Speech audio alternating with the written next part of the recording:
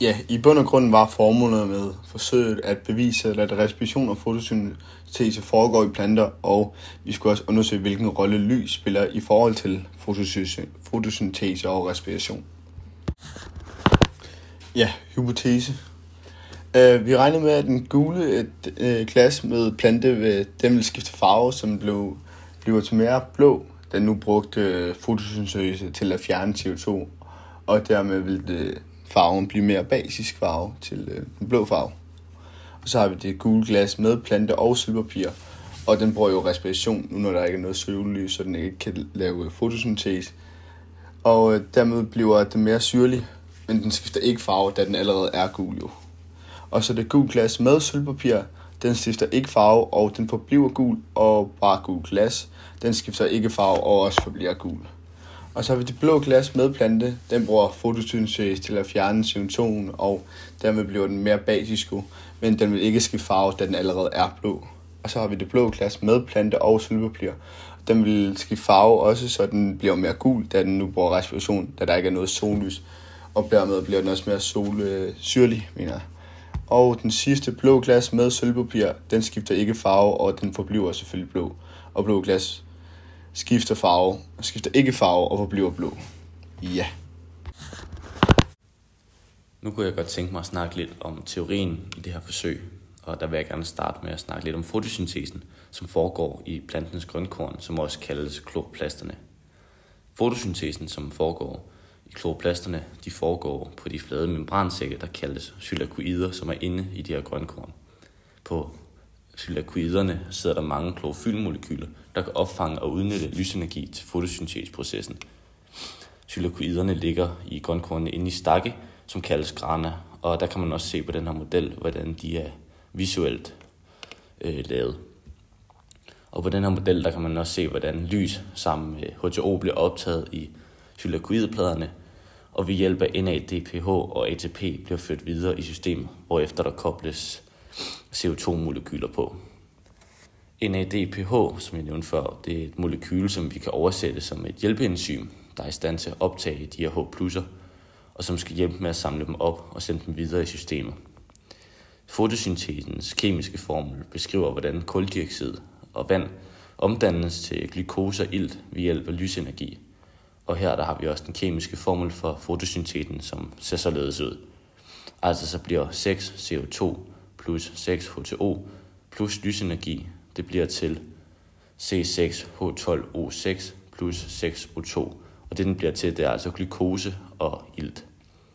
Og da fotosyntesen kræver CO2 til dannelsen af glukose, så bliver væsken mere basisk, det kloroplasterne optager den omkringværende CO2 i væsken fra forsøget.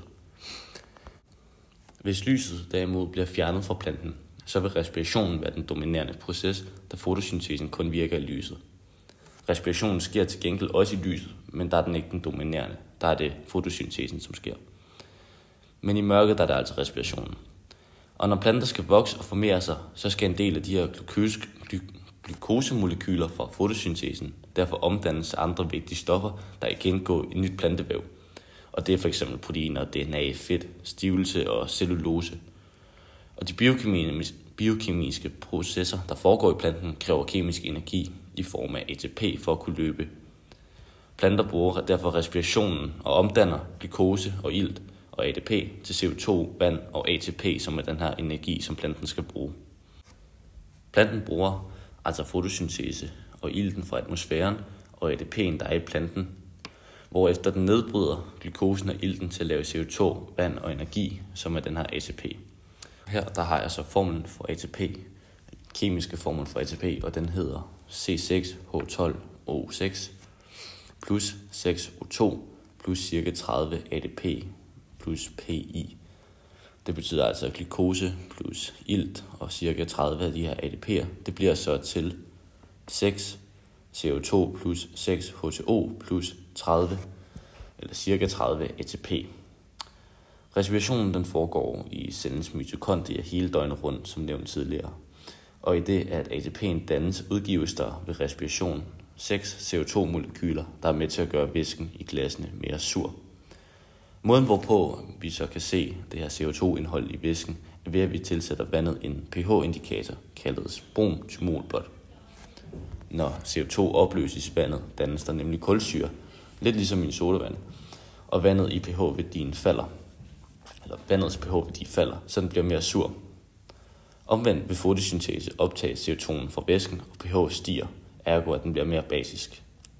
Brun-thymolblot er derfor som nævnt et reagens, der fungerer som en pH-indikator, og i en vandig opløsning har reagenset en pH på ca. 6 til 7,6. Og den har farve af brun-thymolblot i en opløsning er derfor afhængig af opløsningens pH. Og i det væsken består af postevand som udgangspunkt i vores forsøg, som er en smule basisk, så vil farven i opløsningen altså være blå som udgangspunkt.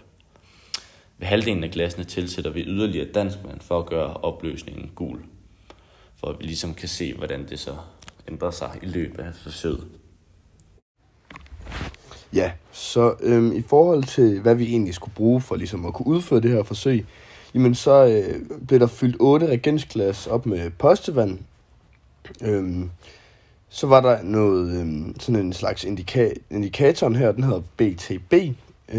Så skulle vi bruge noget vandpest, for vi ligesom skulle have en plante, der kunne lave den her respiration og fotosyntese.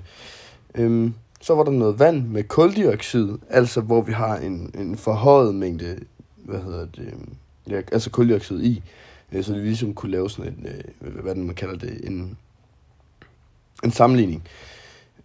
Det første, der ligesom blev gjort, det var, at de 8 reagensglas, de blev fyldt op med postevand. Så blev der taget 10 dråber af det her BTB i alle glasene, som ligesom er den her indikator, som man kan se, om der bliver lavet nogen respiration. I 4 reagensglasene, der blev der sat danskvand på. Det er jo altså så bare vand med mere CO2 end normalt i. Og så vil man så kunne se, at den her indikator, den bliver gul. Vandpest tilsættes til 2 af de gule glas og 2 af de blå glas. Reagensglasene, de fyldes derefter til kanten med postevand, så der ikke er udefrakommende i glasset, og så lukkes de ligesom sådan, der ikke er andet, der kommer i.